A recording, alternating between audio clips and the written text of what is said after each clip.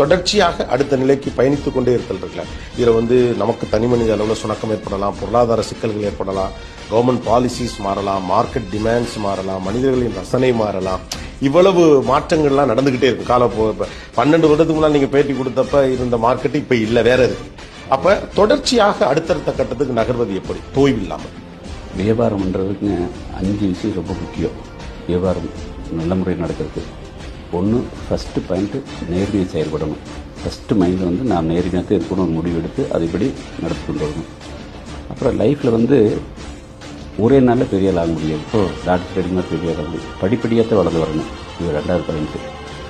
அதுக்கடுத்த பாயிண்ட் திட்டமிட்டு செயல்படணும். ஃபஸ்ட்டு என்ன பண்ண போகிறோம் திட்டமிடணும், பிளான் ஃபஸ்ட்டு.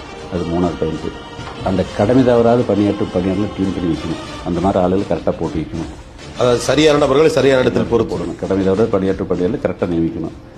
இதுக்கு மேலே தலைமை வாய்ந்த தகுதி இருக்கணும். தகுதி வாய்ந்த தலைமை நாம் இருக்கணும். இத்தனையும் ஆள் பண்ணக்கூடிய ஒரு தலைமை இருந்தால் மட்டும்தான் இனி கட் பண்ண முடியும். அப்போ தலைமை மைண்டில் இன்னைக்கு தான் புதுசாக பிறந்தோங்கிற அந்த ஃபயர்